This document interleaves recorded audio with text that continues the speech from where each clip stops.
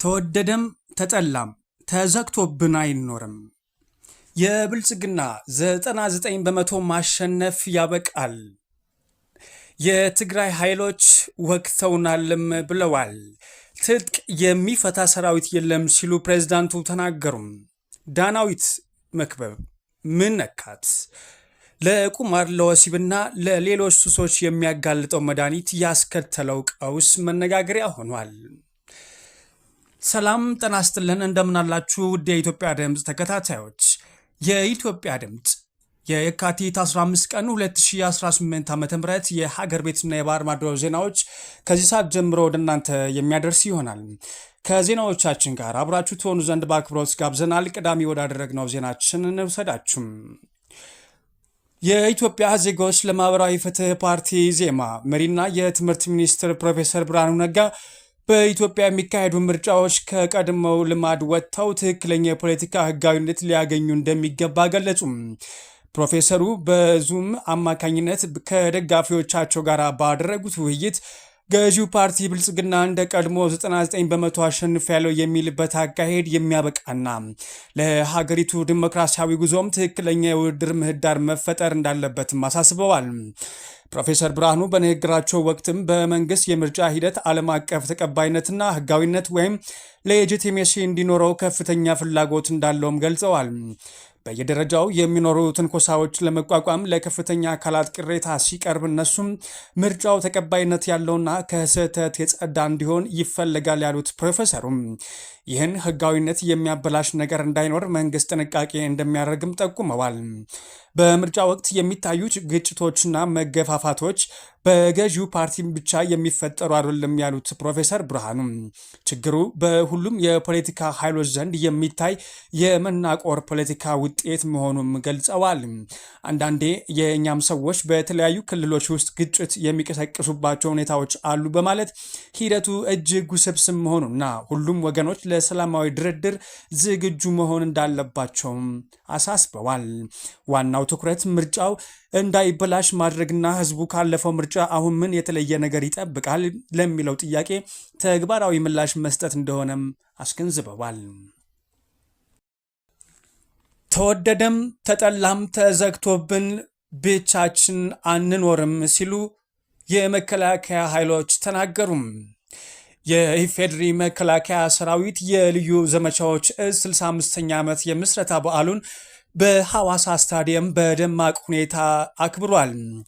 በበዓሉ ላይ ንግግር ያደረጉት የልዩ ዘመቻዎች እዝ አዛዥ ሌተናል ጀነራል ሹማ አብደታ እዙ ባለፉት ዓመታት ባከናወነው የሪፎርም ስራ በሰው ኃይልና በትጥቅ ዘምኖ የማንኛውም ግዳጅ ዝግጁ ወደ መሆን መሸጋገሩን ገልጸዋል።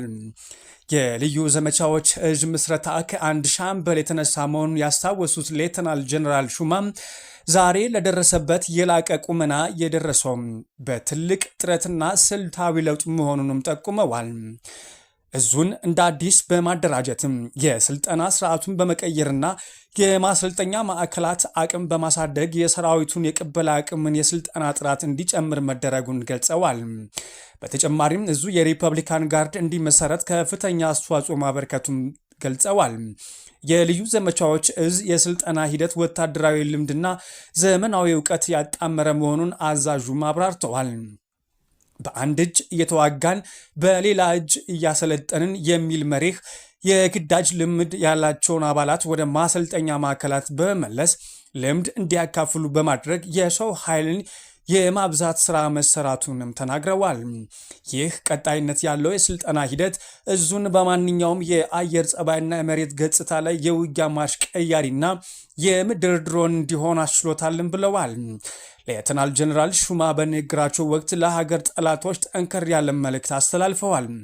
የልዩ ዘመቻዎች እዝ አሁን ያለበትን ቁመና ለህዝብና ለመንግስት መከታ መሆን የገለጹም ሲሆን ለጠላቶች ደግሞ መቅሰፍት መሆኑን ገልጸዋል። አርፈው እንዲቀመጡ ካልሆነ ግን ውጊያ ጨራሽ መሆናችን ለማሳየት ነው በማለትም የሰራዊነቱን ዝግጁነት ማረጋግጠዋል። በማጠቃለያቸውም ሌተናል ጀነራል ሹማም ደግነት በትላንትናው ስልት ዛሬ መሄድ አይችልም ያሉት ሌተናል ጀነራል ሹማ የነበረውን የቆየ ጀግንነት ልምድ ከዘመኑ ቴክኖሎጂና አስተሳሰብ ጋር በማዋሃድ የሀገርን ሉዓላዊነት የማስከበር እዙ በቁርጠኝነት እንደሚሰራ አስገንዝበዋል። ቀጥለናል። ትጥቅ የሚፈታ ሰራዊት የለም ሲሉ የትግራይ ሰላምና ጸጥታ ቢሮ ተናገረም።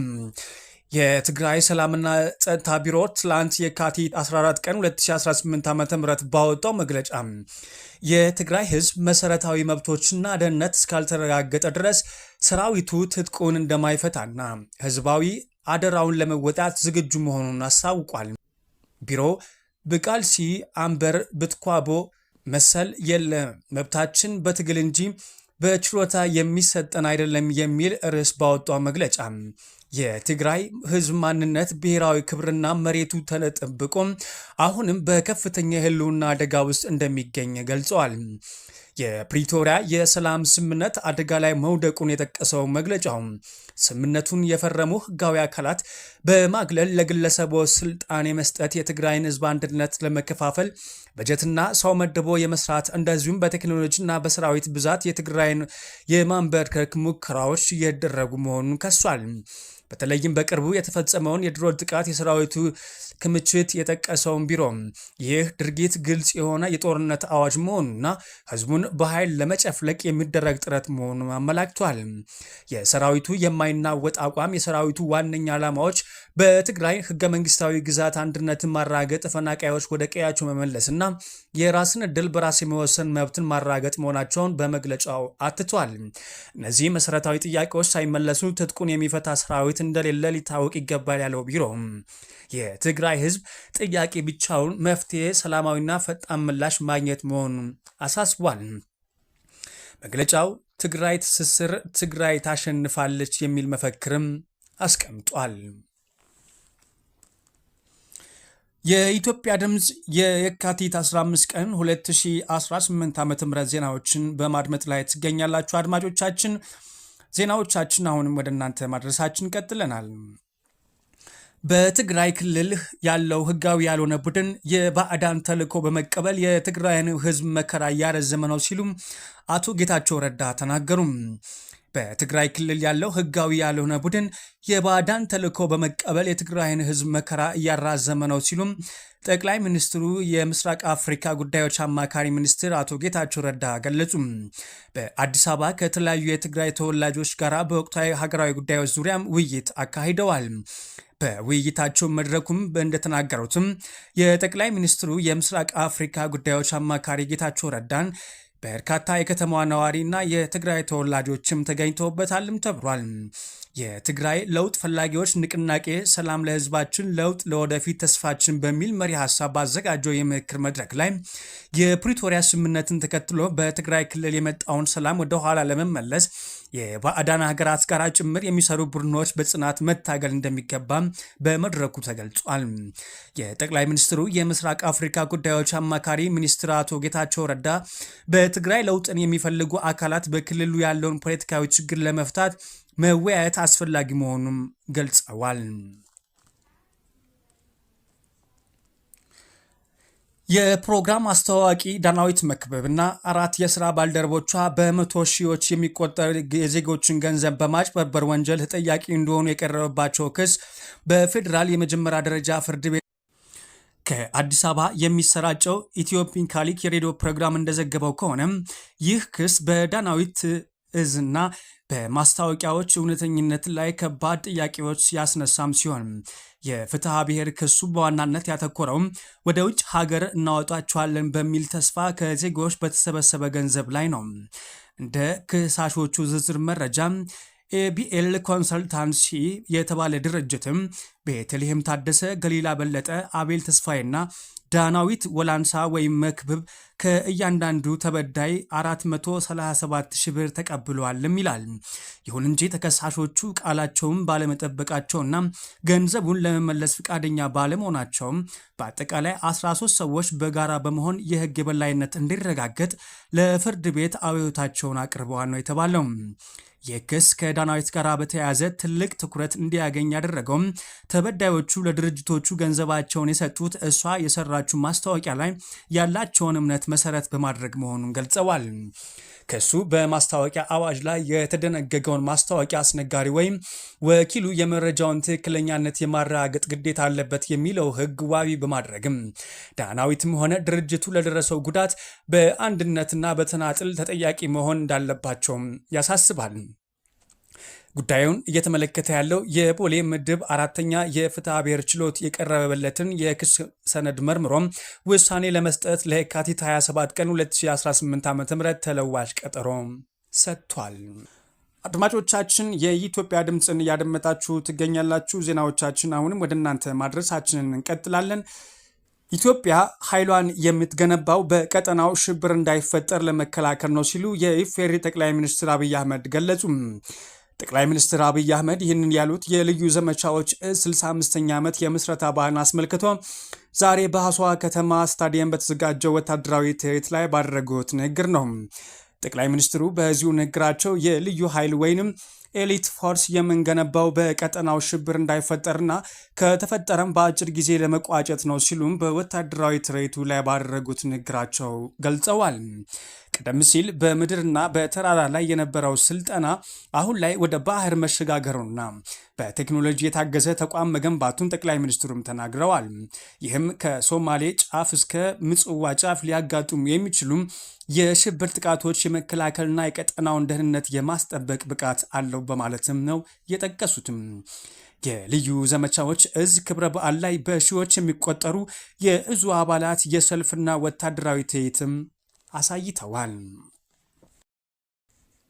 ቀጥለናል አድማጮች። ከውጭ መገናኛ ብዙሃን ወዳገኘናቸው ዜናዎቻችን ደግሞ እንውሰዳችሁ። የትግራይ ኃይል ወቅቶናል ሲሉም አልቡርሃን ተናገሩም። አልቡርሃን ከትግራይ ወታደሮች አስመጥቶ አሰልፏል ሲሉም ሌተናል ጀነራል ዳጋሎ ተናገሩም። በሱዳን እየተካሄደ ባለው ጦርነት ተፋላሚ የሆነው ፈጥኖ ደራሽ ኃይል ዋና አዛዥ የሆኑት ሌተናል ጀነራል መሐመድ ሐምዳን ዳጋሎ ወይም ሄሜቲ በኡጋንዳ ለሚገኙ ሱዳናውያን ደጋፊዎቻቸው ንግግር አድርገዋል። በዚህ 22 ደቂቃ በሚረዝመው ንግግራቸው በርካታ ጉዳዮች ያነሱም ሲሆን ከዚህ ውስጥ ሬዲዮ ዳባንጋ የተወሰነውን ለንባብ አብቅቶታል። ሌተናል ጀነራል ዳጋሎን በንግግራቸው የጀመሩት የአልቡርሃን ጦር ኃይል ለ4 ዓመታት ያህል ለጦርነት ሲዘጋጅ መቆየቱን በመጥቀስም ይህ ደም አፋሳሽ ጦርነት በመካሄዱም ይቅርታ ጠይቀዋል። ሲቀጥሉም እኛ ጦርነት ውስጥ በመግባታችን እጅግ አዝነናል። ነገር ግን ክህደት ተፈጽሞብን ነው። ክህደት ለነሱ አዲስ ነገር አይደለም። አልቱረቢን ክደዋል በማለትም ገልጸዋል።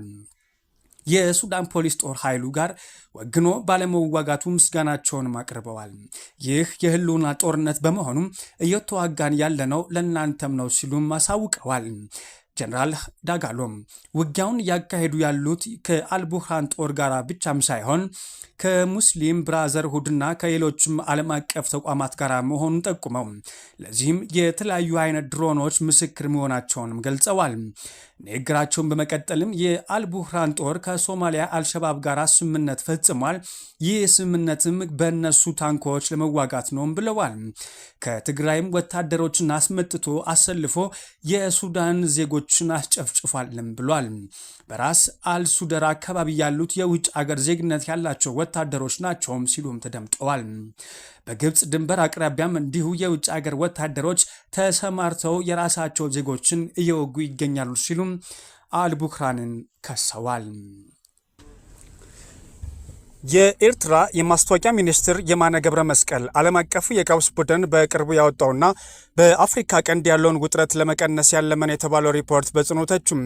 ሚኒስቴሩ መሰብ ጆርናል የተሰኘውን የድረገጽ ትንታኔ ዋቢ በማድረግ እንደገለጹት የድርጅቱ ሪፖርት ሚዛናዊነት የጎደለውና የኢትዮጵያን የባህር በር ፍላጎት ከግዛት ጥያቄ ወደ ኢኮኖሚያዊ አስፈላጊነት በመቀየር ዓለም አቀፍ ማህበረሰብ እንዲቀበለው የማድረግ ስልታዊ አካሄድ ነው ብሎታል። ሚኒስትር የማነ የዋቢ ያደረጉት ትንታኔም የጥናት ቡድኑ ኢትዮጵያ የምትፈልገውን ሉዓላዊ የባህር በር እንደ አንድ ህጋዊ ጥያቄ ማቅረቡን ይተቻል። እንደ ትንታኔው ከሆነም ሉዓላዊ የሚለው ቃል ጥያቄው ከንግድና ከሎጂስቲክስ ባለፈም ወደ ግዛት ይገባኛል ጥያቄ መሸጋገሩን ያሳያልን ብሏል። ኢትዮጵያ በአሁኑ ወቅትም ቢሆን በተለያዩ ስምምነቶች የባህር በር እያገኘች ባለበት ሁኔታ ጥያቄው ሉዓላዊ ተብሎ መጠራቱ የሌላን ሀገር ሉዓላዊ ግዛት የመንጠቅ ያህል እንደሚቆጠር ያመላክታልን ብለዋል። ሪፖርቱ በኢትዮጵያ በኩል ያለውን የባህር በር ፍላጎትና በኤርትራ በኩል ያለውን የሉዓላዊነት ስጋት እንደ እኩል ቅሬታ አድርጎ ማቅረቡን ትንታኔው ይቃወማል። ጦርነት ቀስቃሽ ንግግሮችና የተፈተሹ ዛቻዎች የሚመጡት ከአዲስ አበባ እንደሆነ የጥናት ቡድኑ ራሱ ቢገልጽም በመጨረሻው ድምዳሜ ላይ ግን ሁለቱንም ወገኖች እኩል ጥያቄ ለማድረግ መሞከሩ የሪፖርቱ ታማኝነት ያጎድለዋልም ተብሏል። የኤርትራ ሉዓላዊ ስጋት በስሜት ላይ የተመሰረተ ሳይሆን በአልጀርሱ ስምምነትና በድንበር ኮሚሽኑ የመጨረሻና አስገዳጅ ውሳኔዎች ላይ የተመሰረተ ህጋዊ መብት መሆኑን በትንታኔው አስምረውበታል። በፍሎሪዳው የትራምፕ መኖሪያ ቤት የጥይት ተኩስ ተሰማ። የአሜሪካ የደህንነት አገልግሎት ሴክሬት ሰርቪስ በፍሎሪዳ ግዛት ማር-አላጎ በሚገኘው የፕሬዝዳንት ዶናልድ ትራምፕ መኖሪያ ቤት በህገወጥ መንገድ ለመግባት የሞከረን ታጣቂ ግለሰብ ተኩሶ መግደሉን አስታወቀም። በሀያዎቹ የዕድሜ ክልል ውስጥ የሚገኝም ሲሆን መሳሪያ ታጥቆ ወደ መኖሪያ ቤቱ ለመግባት ሲሞከር በጸጥታ ኃይሎች ተገድሏል ተብሏል። ክስተቱ በሚፈጠርበት ወቅትም ዶናልድ ትራምፕ ባለቤታቸው ሜላኒያ ትራምፕ በዋሽንግተን ዲሲ እንደነበሩም ታውቋል። እስካሁን ይፋ ባይደረግም ቤተሰቦቹ ልጃቸው ከ2 ቀናት በፊት እንደጠፋባቸው ለፖሊስ ሪፖርት አድርገው እንደነበረ አሶሺየትድ ፕሬስ ዘግቧል። ይህ የዛሬው ክስተት ፕሬዝዳንት ትራምፕ ኢላማ ያደረጉ ተከታታይ ሙከራዎች ያስታውሳልም ተብሏል። ውድ የኢትዮጵያ ድምፅ ተከታታዮች የኢትዮጵያ ድምፅ ለየካቲት 15 ቀን 2018 ዓ.ም ያዘጋጃቸው ዜናዎች እነኝን ይመስላሉ። ከዜናዎቻችን ጋር አብራችሁ ስለነበራችሁ ከልብ እናመሰግናለን። ሰላምን ተመኘን።